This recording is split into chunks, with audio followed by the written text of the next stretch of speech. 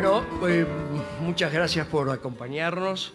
Estamos en el Auditorio Mayor de Radio Nacional, que es una especie de templo histórico de la radiofonía argentina. Vía Libro es un programa que se propone entusiasmar para la lectura. Más aún, lo que no nos entusiasma ni siquiera lo mencionamos, solo lo hacemos para entusiasmar a leer. En este caso, casi especialmente, porque teníamos la sospecha de que el libro Audiencia con el Diablo, el retrato de una época de política, periodismo y poder, sospechábamos que no iba a tener reseñas ni en Clarín ni en La Nación. Era una sospecha, viste que tienen un suplemento que se llama ADN, La Nación, y los sábados Ñ, ¿no? Y pensábamos que no iba a salir ahí. Entonces, con más razón, nos entusiasmó hacerlo circular, que de eso se trata con los libros. Yo hago el programa los sábados de 12 a 13, mientras Víctor Hugo hace un programa enfrente de mi estudio, en el estudio de la Clásica, y si bien reconocemos cierto don de ubicuidad, hacer el programa los dos al mismo tiempo no iba. Alguna vez lo hicimos mientras pasaba una ópera un poco larga que te elegiste para venir a dialogar de tu libro anterior, ¿no? Era el del desierto. Un grito en el desierto. Pero bueno, es un gusto tenerte acá. Estamos transmitiendo en forma directa por streaming en nuestra página web y el programa va a ser, por supuesto, emitido el sábado en el espacio de Vía Libro. Estamos a sala llena. Y bueno, este libro se origina, Víctor Hugo, a partir de una causa que te pone Mañeto por daños y no prejuicios, sino perjuicios. Por daños y perjuicios, por lo cual se llama una audiencia de conciliación en agosto, 8 de agosto del 2013. Recuerdo que el día ahí en Carlos Pellegrini al 1100 y recuerdo, por supuesto, que el hombre no dio la cara. El libro ya da cuenta de toda la máquina que te estabas dando, de lo que le ibas a poder decir. El libro da cuenta, y en otras alocuciones vos también has dado cuenta. Le voy a decir, para mí es un honor ir preso por usted, le voy a decir, pero no le pudiste decir nada. Y yo pienso que es el resultado de esa especie de olla a presión. El resultado de esa olla a presión es este libro. El saludo más cordial y agradecido para todos los amigos.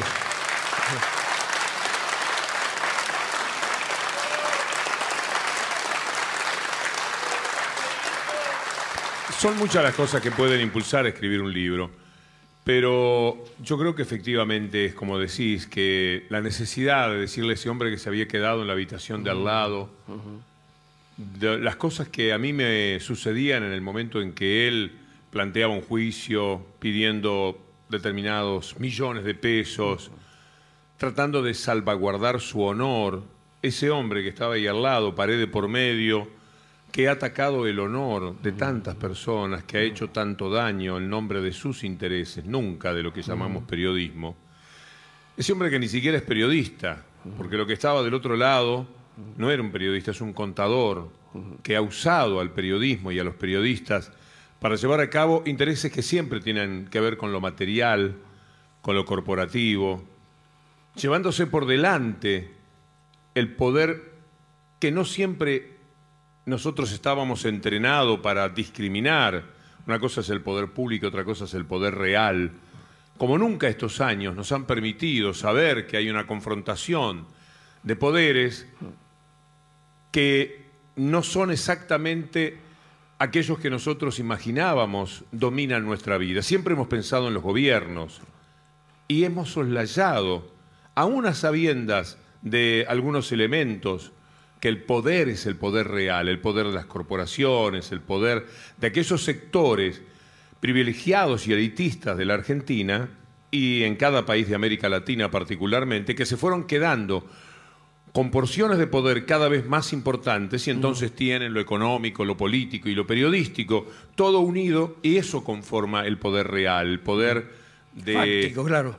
El poder fáctico, el poder concreto. El poder fáctico, el poder de la sociedad rural, más el poder de las corporaciones, más la unión industrial, más el poder de los medios. La iglesia. Y el poder de la iglesia, fundamentalmente. Y muchas veces sumado o restando el poder sindical según los vaivenes de la historia política. A veces ese poder sindical confrontativo con el poder real, pero a veces, lamentablemente, parte también de ese poder real. Y entonces asocié lo que yo quería decirle a ese hombre desde lo personal con lo que significa Héctor Mañeto en la conformación y en la lucha de poderes. Y empecé a tener en cuenta algunas de las frases conocidas de él, que se había permitido, y esto es sabido, decirle al doctor Alfonsín: usted es un estorbo, apártese. Cuando Alfonsín le pedía casi humildemente, uno de los grandes estadistas que ha tenido el país: permítame terminar mi mandato, ayúdeme a terminar con mi mandato, no me ataque más como para que yo no pueda llegar. Estábamos en el mes de junio, mayo del 1989. Del sí. 1989, había que llegar hasta diciembre. Era todo lo que pretendía Alfonsín y él le respondió de esa manera. O en una discusión con Menem, que termina con él diciéndole, porque Menem le había mencionado que entonces usted lo que quiere es ser el presidente, y él le dice: ese es un puesto menor. Es decir, él está por encima de esa condición.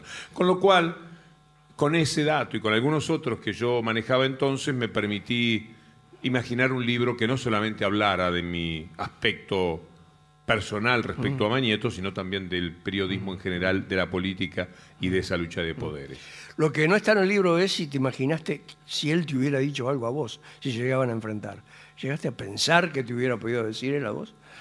Él me hubiera reprochado las cosas. Está la demanda que ellos leyeron en ese momento, estaba cuál era el reproche, que yo le había dicho que tenía las manos, que tiene las manos ensangrentadas, que los procedimientos que ha empleado periodísticamente son de la mafia. Para mí la mafia es aquello que te ofrece protección o te da castigo si no aceptas esa protección y ese amparo. Y que a él le perturbaba la continuidad de mis críticas, y yo siempre me pregunto por qué a nadie le llama la atención que todos los días, en todas las radios, en todos los diarios, en todos los canales de televisión hablemos del gobierno, que es el poder político, y por qué tanto problema en hablar del poder real, que es lo que yo hago cotidianamente todavía, que es el que representa Mañeto. ¿Por qué esa limitación? ¿Y por qué él podía sentirse atacado, agredido en nombre, si el nombre de la libertad de expresión, la que yo presuntamente ejerzo, él ha terminado con la vida política de algunas personas, ha herido para siempre la credibilidad y el honor de muchísimas personas que se le han opuesto? ¿Cuál es el límite, me preguntaba, de la libertad de expresión? Ni siquiera la presidenta es el límite, porque cualquiera sabe aquí las cosas que se han dicho de la actual presidenta de la República. Lo peor, las peores cosas de su conducta política y personal. Entonces el único límite sería Mañeto. Hay una persona de la que sí no se puede hablar, aunque sean términos equivocados, por ahí yo no tengo razón. Es probable que yo he cometido excesos en el ejercicio de lo que llamo mi libertad de expresión. ¿Y él no? ¿Sus diarios no? ¿Cuál es el límite? Es decir, hay que hacer un corte, el Mañeto es de ahí para arriba, y como no hay nadie, solamente Mañeto en el país, la persona de la que no se puede hablar. Claro. Hay un episodio que vos narrás que es como el arranque de esta etapa de la historia de Clarín en su relación con los poderes fácticos y con la sociedad, y que le dedicás más de una página en Audiencia con el Diablo, que es la presencia de Terraño en 1989 en La Rioja, cuando él ve que estaban dialogando, conversando, intercambiando el presidente todavía electo y Mañeto. Está en el libro, está presente muchas veces en tus palabras, en tu programa, en tus apariciones públicas. Lo que no sé si hubo una respuesta de Terraño, porque ahí hay como una especie de descubrimiento. Teníamos ese dato y nunca lo abrimos del todo para ver qué significó. ¿Tuviste alguna respuesta por manera directa o indirecta? Hace unos 20 días, recién, mira vos. Terraño me envió una carta respetando lo que digo, en el estilo de Terraño, que es un hombre que yo he admirado muchísimo. Por eso me ha dolido tanto la participación de Terraño, que además coincidió con que Mañeto después hizo un simulacro del que a lo mejor hablamos, a su salida de la audiencia, para poderse victimizar. Y entonces aparecieron personas de distintas actividades, entre otros los políticos también, solidarizándose con Mañeto. Con lo cual, en conocimiento luego de los datos que hacen a ese 12 de junio de 1989, había una especie de coherencia. La clase política, una parte de la clase política, de rodillas frente al poder real de Mañeto. Es incalificable lo que hizo Terraño ese día, solidarizándose con Mañeto, convirtiéndolo a él en víctima, cuando era él el que atacaba mi libertad de expresión, cuando era él el que de una manera que no se puede explicar, desde todo el inmenso poder que tiene ese hombre, se ocupaba de un periodista que finalmente, y no lo digo desde ninguna falsa modestia, pero en la comparación de poderes es como un 4 de copas, metáfora que sirve para los que entienden del truco. El 12 de junio de 1989 para mí es una fecha fundacional de todo lo que, del entendimiento de todo lo que pasa hoy. Claro. Cuando vemos a los políticos concurrir a la convocatoria que hizo Mañeto en el Malva, o cuando se ha conocido que todos los políticos iban a su casa, cosa que él hizo saber a través del diario La Nación y no del diario Clarín, aquella convocatoria en la que estaban varios de los líderes políticos y que se conoció por La Nación porque él evidentemente le dijo a La Nación, en el afán de mostrar cuál es el eje, cuál es el ombligo de la vida política del país. La convocatoria que ha hecho 2 veces consecutivamente para el Malva y que tiene también a líderes políticos allí, apenas lo chistan a cada uno de ellos participando de esa convocatoria, demuestra que siempre lo que ocurrió el 12 de junio está vigente. ¿Y qué pasó el 12 de junio? Ese día, el doctor Alfonsín, cansado de los ataques tremendos que recibía desde el diario que se quería quedar con Mitre, después podemos revisar como un capítulo por qué lo atacaban a Alfonsín, se quería quedar con Mitre y llegar a la privatización de los canales que le apetecían, Mitre y la 100. Como Alfonsín no cedía, el ataque era impiadoso. Y entonces Alfonsín había pedido que lo dejasen terminar su mandato, la respuesta había sido: usted es un estorbo ahora, apártese. Y Alfonsín decide entregar el poder con anticipación. El 12 de junio, ese día, él manda a Terraño, a La Rioja, a comunicarle a Menem que él va a entregar el poder. Menem ya presidente electo, que lo va a entregar antes, porque ya no puede más. Cuando llega Terraño, lo encuentra, como muy bien cuenta Ariel Jalade, y lo reporteó además un periodista de esta casa, periodista de nobleza, que llega Terraño y lo encuentra a Menem sentado con Mañeto, en un mano a mano que es incalificable, que no se puede entender si no es desde el dictado que le estaba haciendo Mañeto a Menem de lo que tenía que hacer. ¿Y qué te responde Terraño en esa carta? Terraño me responde que no lo imaginó. Mira, qué lástima que no la traje, porque no había una jugada siguiente, porque no me reprochaba, me quería explicar lo que había sucedido, lo que había en torno a aquel episodio. Bien en el estilo de Terraño, que es un intelectual y por lo tanto tiene las virtudes y los defectos de quienes se manifiestan de esa manera. Uno puede preguntarse por qué Terraño, siendo muchísimo más que todos los radicales que hoy día vemos en actividad, no llegó a algo más importante, a una hegemonía o a una presencia mucho más fuerte dentro de su partido. Y yo creo que es parte de esa personalidad. La carta dice, mire, las cosas, lo que usted dice lo ha dicho con respeto y se lo agradezco.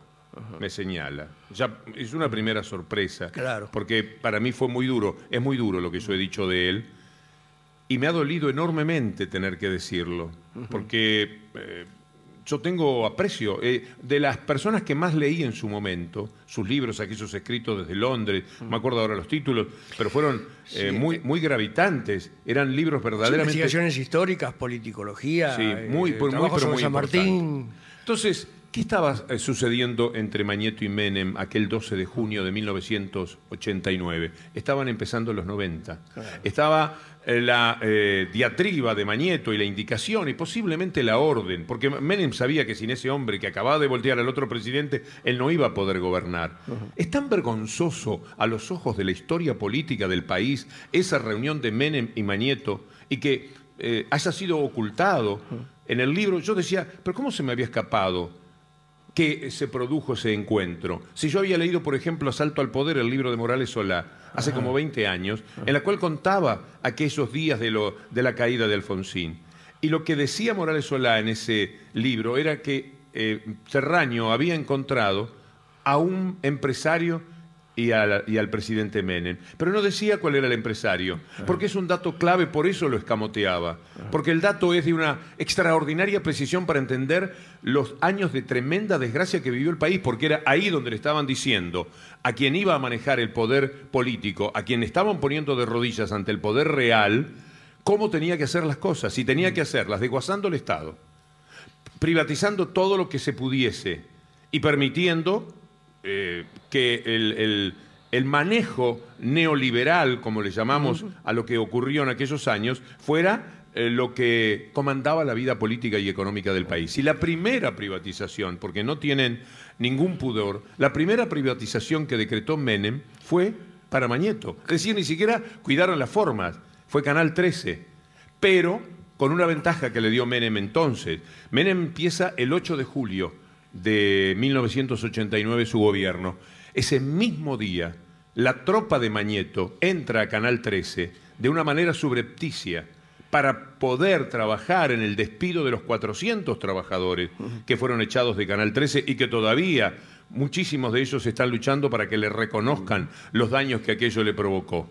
Así que el mismo día que Menem asume el poder, ya Mañeto consigue hacerse cargo de lo que quería, que era Canal 13, y que le dieran la Radio Mitre, que él había comprado clandestinamente. Además ya estaba con Radio Mitre, ya la tenía Radio Mitre. Digamos. La tenía, pero en forma todavía no oficial. No legal. No tenía los papeles, no andaba bien de papeles. No estaba bien de papeles. Pero entonces, ahí la tuvo ya. Quería los papeles y quería Canal 13 y todo lo que venía después, que perfectamente lo sabía. Para mí, que esa fecha no sea mencionada tantas veces como corresponde, fundacional de todo ese tiempo de desgracia que se vivió en la Argentina, me parece que es un dato gravemente soslayado por la mirada histórica que hay, porque ya esto es parte de la historia, ya transcurrieron 25 años, se cumplieron este 12 de junio 25 años. Hay un amigo tuyo que sabe mucho de matemática, que trabajó con vos, y que te tira este golpe bajo. A ver, Adrián Paenza.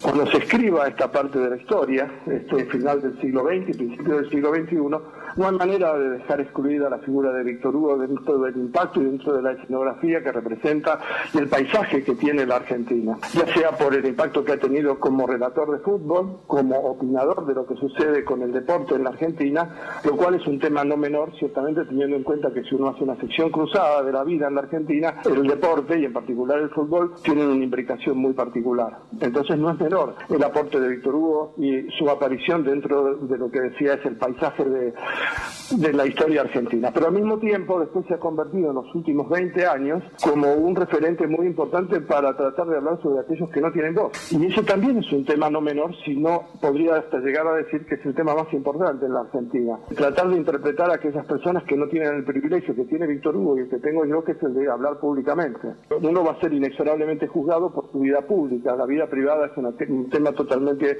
irrelevante. Es algo que cada uno de nosotros tiene, bueno, malo, mejor o peor, es lo que tenemos. Al que exponemos ante el público es por las razones por las cuales vamos a ser juzgados en alguna parte, si es que alguien se va a tomar el tiempo de hacer eso. Visto todo esto, puedo afirmar entonces, cuando se escriba esta historia, y ya con todas las parcialidades que he declarado por mi condición de amigo y de admirador profundo, porque he trabajado con Víctor Hugo también como profesional durante muchísimos años, he compartido cabinas, viajes, historias, partidos, estudios de radio, estudios de televisión, he compartido todo. Puedo decir que no conozco ninguna persona como Víctor Hugo. Y el impacto que va a dejar, la huella que va a dejar, va a ser una huella importantísima para entender desde el punto de vista sociológico qué es lo que significó tener desde un lugar tan pequeño, una trinchera tan pequeña como la que significa un programa de radio, todos los días a la mañana, lo que ha logrado generar dentro de la estructura argentina de los medios de comunicación. Demasiado amigo. Demasiado amigo. Bueno, gracias, Adrián. No tuvimos ningún problema en que hablara de vos, no nos costó, no fue un tremendo esfuerzo de producción. Les cuento de todas maneras que, bueno, en la producción ha trabajado Héctor Pavón, que en la operación técnica están Fernando Ponte y José Manuel Pepe Duto, que el sonido de sala está a cargo de Emiliano Arzúa, las luces de Nazarena Taliche y que la coordinadora de sala es Patricia Brañeiro. A todos, muchas gracias. Y te leo, Víctor Hugo, un párrafo de la página 75 y te lo encabalgo después con una pregunta. Hay un episodio que tiene que ver con un scratch que te hacen en el Teatro Colón, ¿puede ser algo así? Sí, puede ser. Habías ido con tu familia, creo, y decís, era una noche maravillosa de Colón y cine. Se convirtió en un infierno. Nunca sabemos el alcance de nuestras palabras y maquinaciones. Quiero que sepan que les está saliendo bien. Solo para levantar las defensas me gustaría saber hasta cuándo Fontevecchia chupará mi sangre para ofrecérsela a Mañeto. Es una carta que vos le escribís a un redactor de perfil, Claudio Gurmindo. No, lo que me llama la atención acá, y después lo reiterás, es que esto de les está saliendo bien, tipo van ganando, ¿no? Sí, les sale muy bien. Ellos son ganadores de acuerdo a la construcción que han hecho, y no solamente frente a mí, sino ante muchísimas personas. Por eso perduran. La semana pasada, cualquiera sabe, el infierno en el que me involucraron cambiando algo que yo había dicho. Claro. Con esa simple tergiversación de mis expresiones, lanzaron una especie de pandilla mediática en mi persecución y hay que convivir con eso. Y después, ¿qué es que ellos ganan? Que de pronto tenés que lidiar con una persona que tiene un gran déficit de información, un gran componente de odio, un gran rechazo por el gobierno y por todo lo que a ellos les dicen que está alineado con el gobierno, claro. Y te hace víctima de un insulto a la pasada, de una mirada admonitoria, de un gesto que te deja a vos que estás tranquilo de pronto en un sitio tomando un café, perturbado, tratando de recurrir a lo mejor y todavía en eso me estoy ganando a mí mismo, a lo mejor que tenga por dentro para no reaccionar, para no decir una barbaridad o lo que fuere. Entonces son ganadores, porque ellos llegan a 30 millones de personas apretando un botón, como sucedió en esto de las villas. Es un tema ciertamente incalificable. Ellos tienen un programa de las villas. Yo ahora socarronamente les digo desde la radio que por favor no levanten el programa que tienen ellos de las villas. El programa de Julio Bazán. El programa de Bazán. Es inadmisible, es enloquecedor, es asfixiante, es agobiante. Es mucho más que perturbador el daño que ellos pueden hacer intencionadamente desde el mayor grado de cinismo que pueda existir ya no en la calidad del periodismo, sino en la calidad de personas que ellos, cada uno de nosotros, está obligado a hacer. Entonces, efectivamente, ellos ganan porque la refutación de lo que le dijeron a millones de personas llega a límites que son los naturales que debería tener cada uno de los sectores informativos de opinión en el país. El megáfono de ellos es una de esas parábolas gigantes que se ven en los sitios satelitales, mientras que el megáfono de uno es el tarrito con el que yo jugaba con un hilo a hablar por radio con las 3 o 4 personas de mi familia que me estaban escuchando. Pero ya sí, digamos, a ver, me acuerdo de una expresión tuya de hace años, cuando empezaste a impulsar la ley de medios, por ejemplo, decías que nosotros peleábamos con un cuchillo de madera entre ojivas nucleares. Era una imagen más o menos así. ¿Estamos con un cuchillo de madera todavía o algún tipo de autodefensa hemos creado? Mira, yo te podría poner varios ejemplos de que, lamentablemente, a veces nuestras burbujas nos traicionan. Estamos en una burbuja seguramente conocedora, con un grado de información que se parece al nuestro, y de aquí nosotros sacamos, Sí, es verdad. miramos rostros y decimos, no nos están ganando. Efectivamente, esta es nuestra burbuja, este es nuestro ámbito. Pero vos tomá este ejemplo de lo de las villas, por ejemplo. Tomá lo del discurso de Máximo Kirchner el otro día en Argentinos Juniors. Sí. Lo que han hecho con ese discurso. Hay gente, un taxista no sabía, ayer a la noche, de lo que había ocurrido. Hay gente que cree que lo único que se rescata de ese discurso fue el desafío semántico realizado de por qué no le ganan a Cristina, ya que tienen un proyecto mejor, Claro. y convalidan el gobierno ganándole a lo que ellos entendían que es la mejor. Y lo único que quedó fue la frase de todo lo que había ocurrido. La gente no sabe, muchísima gente no sabe. Los que saben son la suma de 4 puntos de televisión, 5 puntos de televisión, ponele 6 puntos de televisión, 600.000. De radios que tenemos audiencias de entre 200 y 500.000. Y vos estás llegando a 1 millón de personas. El resto, 28, 29 millones. Los 300 canales que ellos ponen en acción. Todos los portales, todos los diarios. No te olvides que ellos además se han quedado con todos los diarios y con todos los canales en el resto del país prácticamente.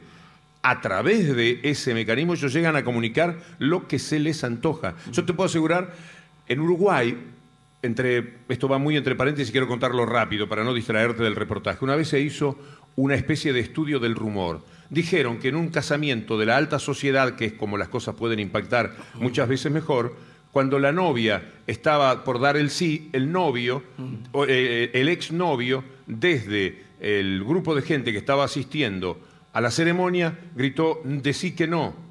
Por favor, decí que no, y pega un salto y llega, y ella se va con su anterior novio del brazo. Esto recorrió muchísimo el país. Un mito urbano casi. Era un ensayo que se había hecho del rumor.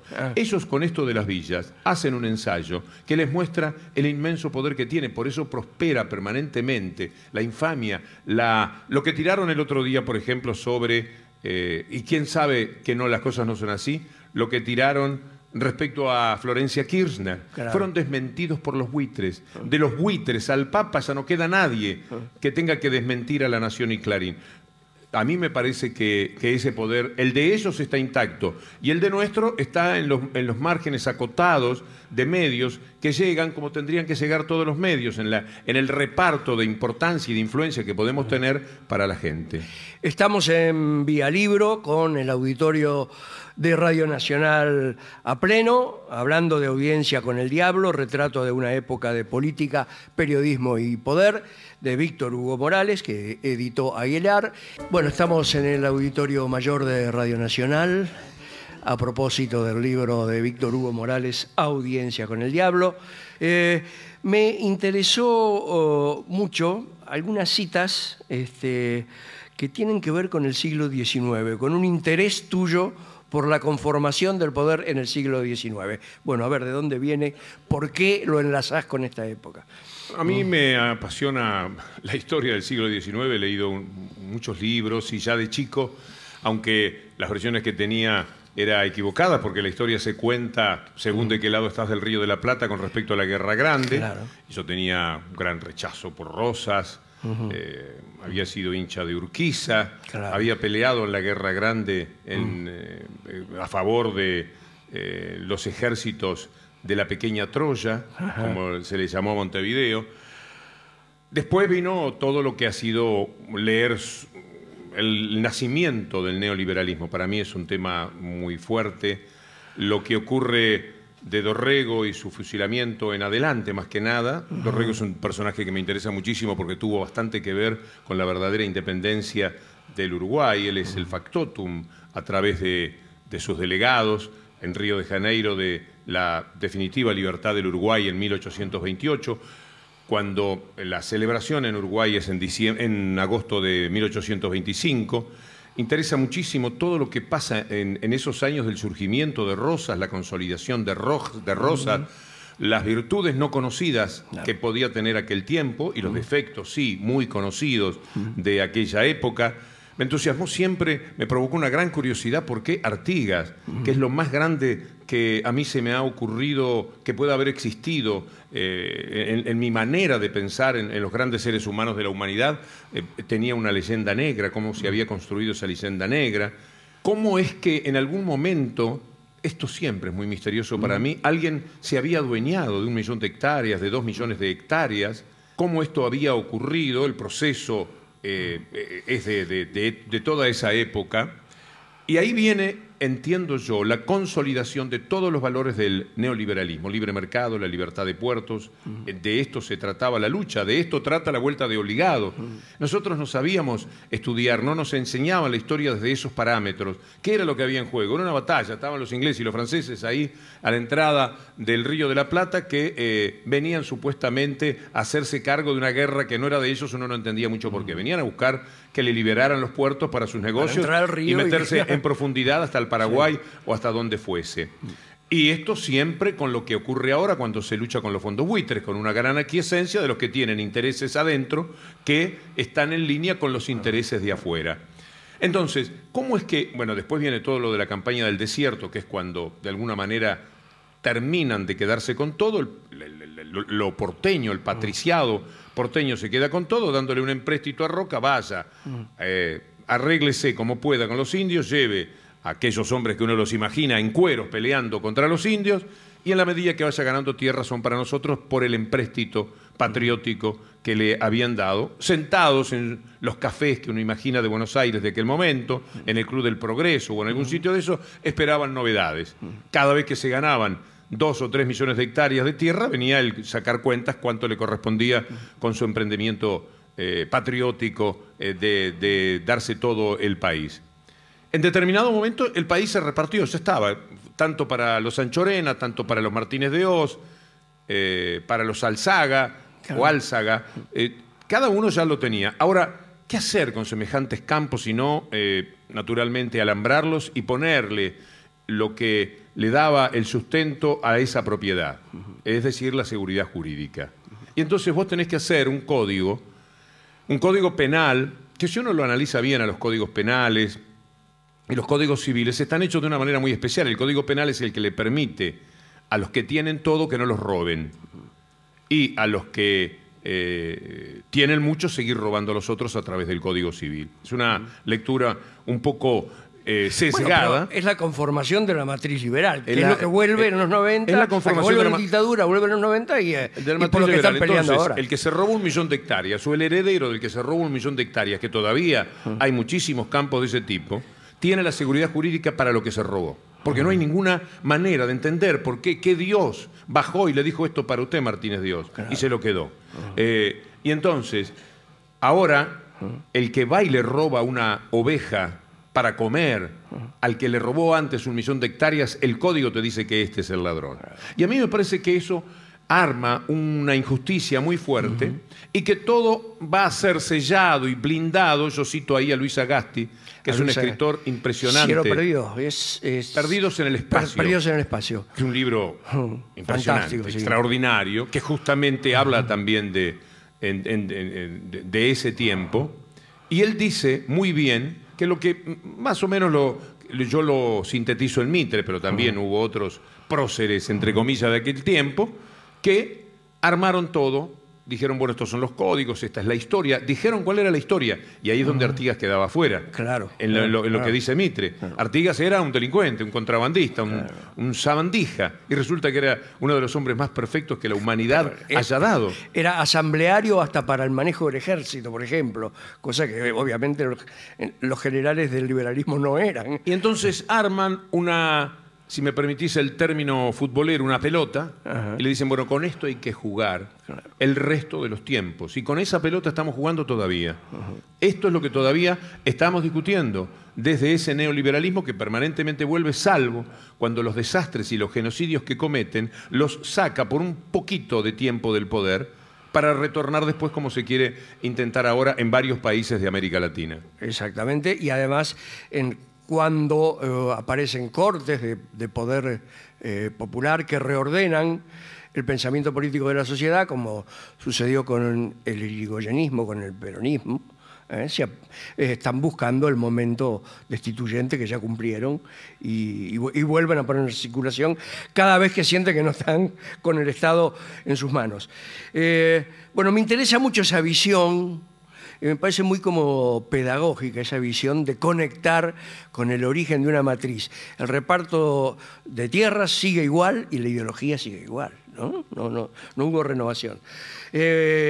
Volvemos a los medios, porque hay un párrafo que vos citás del fallo de Zaffaroni de la Ley de Medios que me interesa que apostilles, como lo apostillás acá en el libro. Dice Zaffaroni: el Estado de Derecho también es un producto cultural que hace 300 años no existía, pues no se conocía la división de poderes y se mantenían la esclavitud, la tortura, la servidumbre, el absolutismo, la división de población por estamentos y otros residuos feudales. Este producto cultural, que es el Estado de Derecho, que se origina apenas a fines del siglo XVIII y en el siglo XIX, solo puede sostenerse en el marco de una cultura plural que ha permitido su creación y que ha dado a pie a su perfeccionamiento a medida que avanza el pluralismo. No quiero leer más, después dice: la concentración de medios en este marco es matar la pluralidad, obviamente. Sí, la concentración de medios que por otra parte carece de mérito, porque si por lo menos estuviésemos asistiendo a gente cuyo talento tipo Bill Gates los ha hecho poseedores de una colosal fortuna. Pero aquí lo que tenemos es gente que negoció con la dictadura claramente lo que era apoderarse de papel prensa. Cuando estuvo aquí un gran sabandija internacional que se llama Marroquín, no me acuerdo el nombre de pila, que era presidente de la Sociedad Interamericana de Prensa, fuimos con varios periodistas un día a las 7 de la mañana para hacer una nota. Mi pregunta que determinó que se parara y se fuese fue simplemente: ¿conoce usted algún lugar en todo el mundo en el cual se repite el caso de la Argentina, en el que 2 diarios son dueños de todo el papel en el que se editan todos los demás diarios y revistas del país?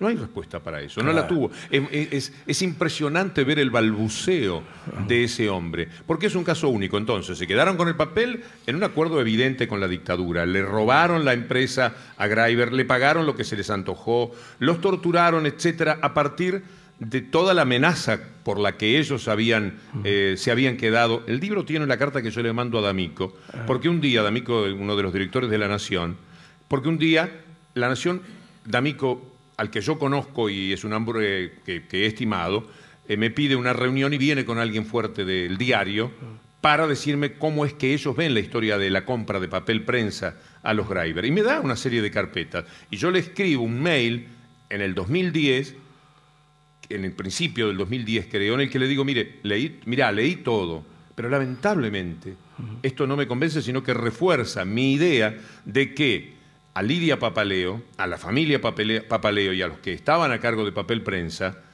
los encarcelan, los desaparecen en realidad, después que habían firmado todo. Es decir, hasta ese momento no lo podían hacer porque cualquiera sabe que algún día te pueden quitar aquello que vos firmaste estando preso. Bajo coacción, claro. Entonces tenían que cubrirse de eso, pero ya los querían meter preso. Entonces, se quedan con papel prensa, sería largo cada derivado. Sí, es una historia que inclusive y desgraciadamente sigue flotando en términos que debería flotar de otra manera, porque la justicia no avanza. Así es, el juez Ercolini, Verbigracia.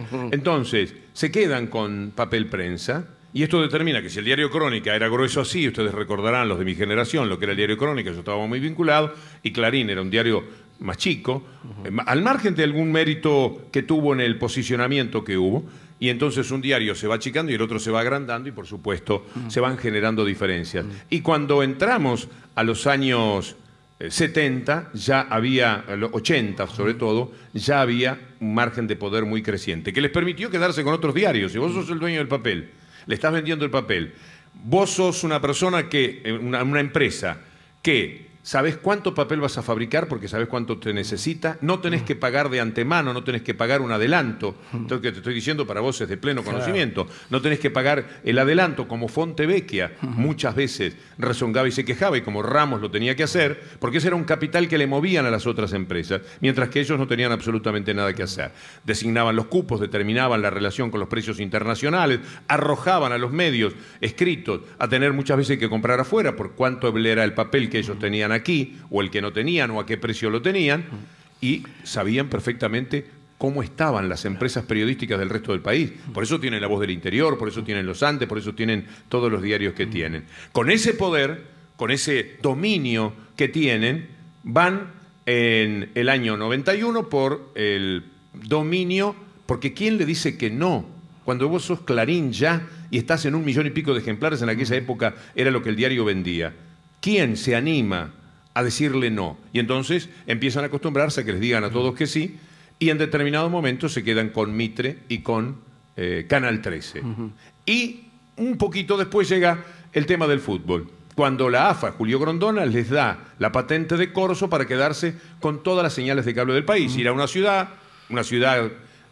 X, y hay 2 canales, el A y el B, poner el fútbol en el canal A, fundir al B, porque lo único que interesaba... Y después comprar el B. Después comprar el B, claro. Y en este caso pasar el fútbol al B y fundir al A y también quedártelo. Estos son los méritos que ellos han tenido. Y así se quedaron con todos esos medios de comunicación que determinaron que el poder al que llegaron ya no lo pueden manejar ni ellos, porque... estos ridículos que viven, esta actitud en la que todo el mundo sabe que mienten, solamente con la aquiescencia de los odiadores, nadie duda. Claro. Se puede tomar cualquiera de los diarios y decir esto es mentira, esto es mentira, esto es mentira, esto es mentira. A veces ponen 5 mentiras en la tapa. No es poca cosa. No es poca cosa. Más bien. Y entonces consiguen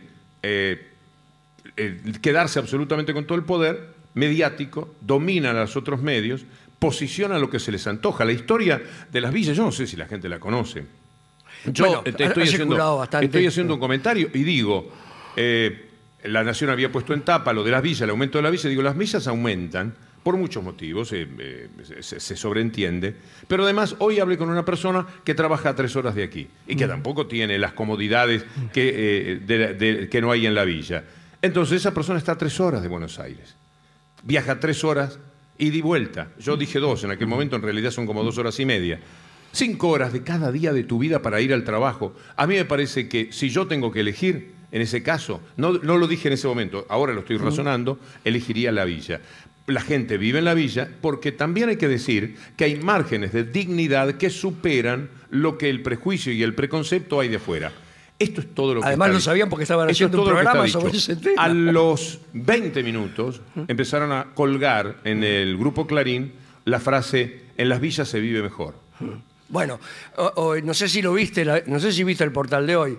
Hay una señora de una villa que dice que te cambia su casa en la villa por tu departamento. Sí. Ahora juegan a cualquier cosa porque les da vergüenza. ¿Y por qué no? Pero es demasiado. Y la señora, pobre señora, no sé quién es, ¿por qué no le dice a Mañeto y a el periodista que tiene desde hace 3 años el programa Esta es mi villa, que habla de la dignidad en las villas? ¿Por qué no le dice a Mañeto? Me lo dice a mí, porque está justamente manijeada por Mañeto. Ese es el poder. Los periodistas que discuten sobre el tema de las villas, esto lo están haciendo en función de lo que no dije, además, porque no dije eso, como probado está. Entonces ellos colocaron en los portales esto, lo empezaron a tomar los otros medios, y cuando quise acordar, cuando volví a las 7 de la tarde me dijeron, qué lío que hiciste, porque siempre los amigos te dicen así, qué lío que armaste. Digo, ¿qué pasó? Dice, no, con esto de las villas. Claro. ¿Qué fue lo de las villas? Yo ni siquiera tenía conciencia, yo no había dicho una cosa que quedase en mí de una manera especial ese día. Yo había estado refutando otras cosas que me parecían mucho más interesantes. Bueno, todo lo que se discutió a partir de ese momento demuestra cómo ellos son capaces de poner un tema en la agenda de todo el mundo. A la mañana, el otro día ocurrió algo muy especial con el tema de los aplazos. Ellos, para no hablar de la ONU y de lo que estaba consiguiendo la Argentina, tuvieron 2 temas. Uno era el de la villa y el otro tema era el de los aplazos en la provincia de Buenos Aires. Todos sabemos que era mentira. Aplazos hay, si el chico tiene 6 aplazas, si tiene 5 aplazas, tiene 4 aplazas. Y de para abajo no le ponen 1, 2 y 3, le ponen regular, irregular o lo que fuere, para evitar el 1. Pero no se terminan los aplazos. Bueno, jugaron con eso, pusieron ese tema, lo implantaron y todavía estamos tratando de decir que las cosas son de otra manera. A media mañana yo entrevisto a la vicejefa de gobierno de la Ciudad de Buenos Aires, que es una persona que respeto, María Eugenia Vidal, y ella se larga con todo lo que ya había dicho Macri, con todo lo que había dicho Massa, con lo que Bullrich dijo desde la China, respecto a qué barbaridad terminar con los aplazos. Estaban desarrollando esa teoría. En determinado momento le digo, María Eugenia, ¿cómo se informó usted de esto? Y dice, ella sabiendo, captando en el aire cuál era el tenor de la pregunta, dice, por las radios y por los diarios. Le digo, María Eugenia, solo Clarín ha publicado esto. Y las radios toman lo que toma Clarín. Diariamente, lo que vivimos es que aún las radios que queremos estar afuera de la agenda que ellos fijan, nos cuesta muchísimo. Ahora tenemos un poco más de ejercicio, pero ellos son los que fijan totalmente la agenda. Desde ese poder, desde haberse robado papel prensa, robado con las privatizaciones que le impusieron a Menem, las radios y los canales que quedaron, robados 300 canales, son 200 y pico de canales que tienen a través del fútbol. Una cantante que te gusta mucho que se llama Susana Rinaldi y que en este caso canta así. Es una inmensa satisfacción para mí, una vez más, dirigirme a Víctor Hugo Morales, personaje, porque es un personaje ya de nuestra historia periodística. Yo controlo mi emoción cada vez que hablo de Víctor Hugo por la verdad que conlleva cada uno de sus gestos en relación a nosotros, aquellos que tenemos la suerte, la felicidad de escucharlo, de atenderlo y en este especialísimo caso de saber de la existencia de un libro donde él precisamente desde el periodista que es decir, se atreve a desafiar un periodismo a su criterio un poco más oscuro, un poco más cerrado entre códigos que a los libres libertarios como él y como tantos no nos toca y ni nos hace mella como para no desafiarlos. Yo honestamente lo admiro. Si trato siempre de decir lo que aquel que va con la verdad o que considera una verdad delante y tira para adelante, conlleva el compromiso permanente que tiene no solo para sí, sino también para los otros.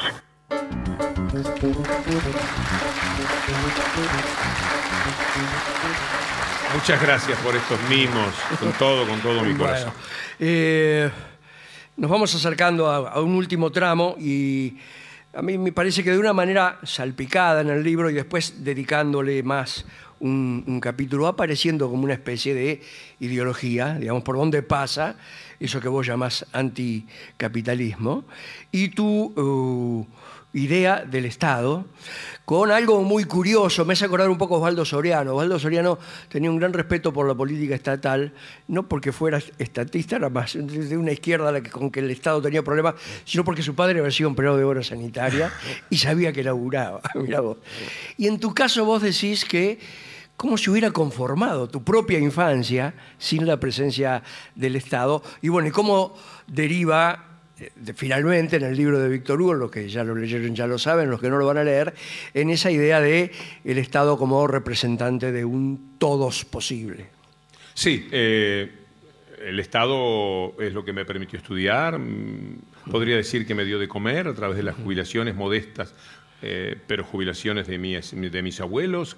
El Estado fue el que me curó cuando yo tuve crecimiento prematuro, era grandote así, más delgado eso sí. Cuando tenía 14 años era un disparate, jugaba al básquetbol en juveniles. A la inversa de Messi, digamos. Cada vez que iba a jugar a otro pueblo teníamos un lío bárbaro porque había que probar que yo tenía 15 años. Claro. Y la gente no lo creía porque era muy grandote, entonces me daban unas inyecciones de hígado de bacalao y de calcio, y yo vivía con mis abuelos para estar a una cuadra del hospital. En el hospital me daban esto, hice mi trayectoria en primaria y en secundaria sin comprar un lápiz ni tener un papel, sin que mis padres gastaran absolutamente nada, salvo en la túnica y en los zapatitos más o menos humildones que usaban en aquella época.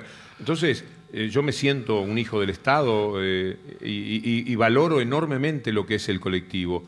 Me parece que es lo único que nos da una cobija a los pobres. El Estado no le importa a los ricos, no le importa al que se maneja bien en lo privado, pero para el pobre, para el que sabe que está tironeado para abajo, para el que no sabe cómo va a educar a los 3 o 4 hijos que tiene, el que no sabe cómo los va a vestir, cómo los va a alimentar y cómo los va a curar, para ese el Estado es fundamental. Claro. El Estado es el que va a organizar cómo las riquezas que un país genera van a repartirse de alguna manera, siempre dentro del régimen capitalista.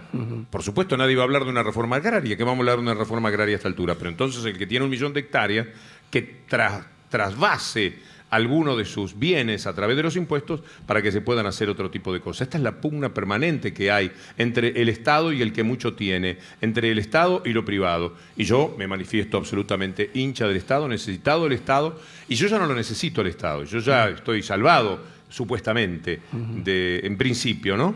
No nunca sabe. Hay que ver si Mañeto va por otro juicio. Sí, claro, con los juicios de Mañeto, que son 2 en realidad, claro. Y los 2 son millonarios. Pero no, prefiero quemarla antes de dársela. Pero yo ya no necesito... Como los ladrones de plata quemada de aquel episodio en Uruguay, ¿no? Yo ya no necesito el Estado, pero el Estado, por ejemplo, las 500.000 personas que ahora van a poderse jubilar, que ni lo hubieran imaginado. Claro. Un día vos sos una persona que está en edad de jubilarse, que no te vas a jubilar porque la moratoria anterior iba hasta 1993, era así, ¿no? O hasta el 2003. Sí. Ahora se me confunden los años. Entonces vos estás en tu casa mirando televisión un día, cadena nacional, y te anuncian que vos vas a tener la oportunidad de jubilarte en medio de una decisión del Estado, como no puede ser porque otro no la tomaría. Imagínate esto tomado por las AFJP. Las AFJP anunciándole vamos a dar jubilación a todas las personas que no se puedan jubilar. Cuanto más quedaran afuera, iba a ser siempre mejor para ellos. Claro. Entonces, eso es lo privado y lo otro es el Estado. Entonces, de buenas a primera, de las 7 de la tarde, que habrá sido la conferencia de prensa, imagino, a las 8 de la mañana del otro día, en la medida que vos te fuiste enterando, 500.000 personas sintieron que el Estado les hacía una caricia. La pequeña caricia de decirle que existís, que a fin de mes vos vas a estar yendo a un lugar donde te dicen González, número 4, si pase por aquí, te pagan un dinero con el que vos no contabas. Yo no sé cuánto va a gravitar en la vida de esa persona, seguramente que bastante, pero además sos González, el número 4, que se presentó el 8 de tal mes a cobrar su jubilación, reconocido por el Estado, reconocido por su propio país, para el que trabajó como muchos otros, y alguien o le comió los aportes, o alguien no aportó por él, o él tomó la mala decisión en algún momento de, para llevar un poco más de unos pesos más a su casa, de decir, déjame el negro, si es que alguna vez esto ocurre, porque apelo a esta idea, dado que muchísima gente de la muy egoísta que generan este tipo de sociedades, y estos tipos de políticos, y estos tipos de medios de comunicación, gente insolidaria, gente de un perfil pero tan desagradable como el que se tiene, de las primeras cosas que te dicen es, a lo mejor no estaba el negro porque era lo que quería. Claro. Yo no considero que haya una sola persona en el mundo que quiera estar el negro sin beneficios como los que estar en blanco te puede llegar a provocar. Y después los medios provocan otra vuelta y encontrás en la calle a alguien del mundo popular que dice, pensá que yo estoy trabajando para González que nunca aportó. Consiguen pegar esa vuelta en la ideología popular, ¿no? Yo quisiera hacer una pequeña cosa, una travesura mía. Traje un grito en el desierto. De 35 a 155 más o menos. ¿Alguien puede gritar un número? 40. 40. Solo quiero mostrarles, este libro está escrito hace 17, 18 años, en la página 40. Laura, con ese humor corrosivo que desarrollan los lúcidos desplazados, cuenta las penurias de 11 como si le ocurrieran a un vecino de la cuadra. Hay que aprender a reírse, desarrollar la ironía, evitar la queja, esquivar a los boludos que todavía creen en una salida laboral, no hablar en las reuniones sociales o mejor no ir, y sobre todo elaborar un reglamento interno, en familia, para no caer en la trampa del odio, de la acusación solapada. Si no lo haces, al rato en tu vida lo menos importante que perdiste es el empleo. Hay descubrimientos extraordinarios, si lo sabes ver cuando te quedás en la vía. Lo que dura un día con cuánto menos se puede vivir, cómo se borran los otros y cómo reaparecen cuando les toca el turno, la relación amor-odio con la televisión que te deja idiota, con la vista perdida, la cabeza en otra parte, y cuando de repente aparece uno de ellos, o en el noticiero te quieren vender lo del producto bruto que crece, le hablás, lo acusás, lo puteás, lo convertís en un referente de tu vida, y sin embargo la necesitas como el pan, más que el pan, porque te ayuda a que el maldito día avance, a no darte cuenta de cuánto hace que no suena el teléfono, a no andar contando los ahorros ni pensando a quién te animarías a pedirle plata por primera vez y cómo sigue todo después de esta.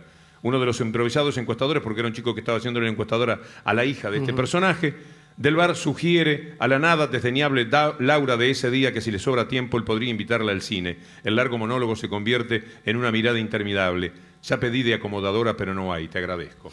Es decir, estoy contando los padecimientos de aquella gente que se quedaba sin trabajo en los años del liberalismo. En cualquier lado que vos encuentres, que vos me digas de este libro, está este otro libro. Claro. Este libro está en el vientre de este otro libro, porque eran mis convicciones y mi manera de ver el mundo que no ha cambiado absolutamente para nada. Bueno, es para vos este aplauso. Bueno, ha sido un gusto para Vía Libro hacer este programa con ese calor que viene de ahí, de la platea para acá. Yo sé que ustedes lo quieren saludar a Víctor Hugo, así que los dejo con él y Vía Libro se va con los libros bajo el brazo. Hasta el próximo programa. Muchas gracias y chao. Muchas gracias a todos.